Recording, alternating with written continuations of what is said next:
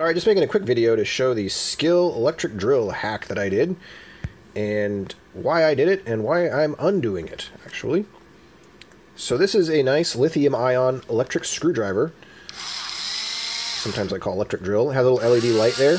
It's also got a nice light LED light on the back. But what was wrong with it? Why did I make this big circuit?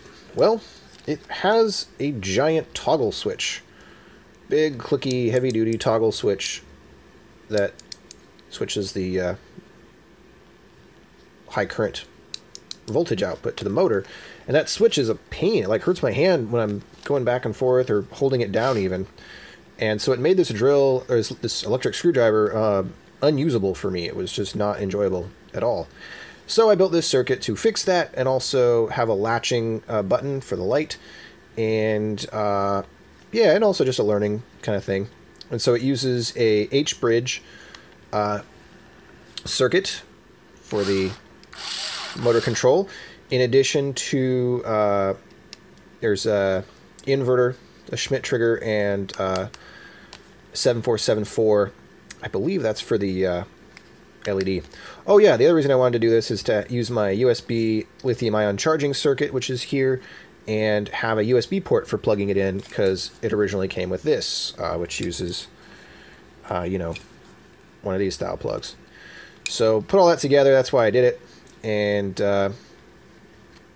yeah. What's the problem? Well, it's a pretty significant one, actually.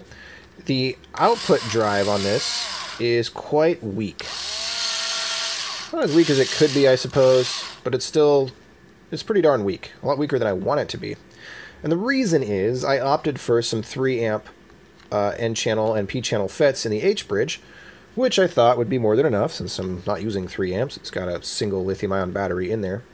However, the way these are normally designed is with a very large FET that has a much higher current because of the surge current that you get when you're, you know, using a lot of torque to get like a screw out or something. In addition to that, these are not what's called trench power MOSFETs, which means that the on resistance, while only maybe 100 milliohms, actually contributes to a significant voltage droop to the output motor, and that voltage droop corresponds to a weaker drive. So you have both a weaker drive and a lack of extra drive when there's extra torque needed. You put those two together, and this is now a substandard electric screwdriver. I keep calling it a drill, but it's a screwdriver, I guess. And you know, I mean, it's okay, but it's weak enough that it's been annoying me for a while. My skills are better now. I know why it doesn't work. I know how to make it better, and so I want to. And at the very least, I'll put it back at stock and see how much this continues to bother me, which I imagine it will. This switch is terrible. But yeah, kind of a learning experience. I actually bought a motor controller. You can get these like $5, $10 Arduino motor controllers now that have a little heatsink and everything and function as a digitally controlled H-bridge. So I'm also curious to see how that might improve things. And if I really want to, and I get the time, I'd like to, I mean, I probably won't do this, I'm too busy these days, but making a flex PCB here with the 2 buttons and then a ribbon cable connector instead of these JST wires everywhere would also be a really nice improvement. So I can make this really swanky if I had a flex PCB, same 2 buttons, I do like these buttons, have a ribbon cable which goes either inside or to an external circuit board, which would have a proper H-bridge with a heatsink and a USB charger. That would be pretty sweet. We'll see if I get around to it.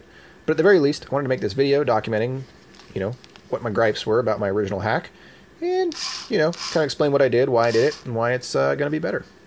And how it's kind of cool when you realize that you're better than you used to be, and you have leveled up in the knowledge. Alright, that's it for this video.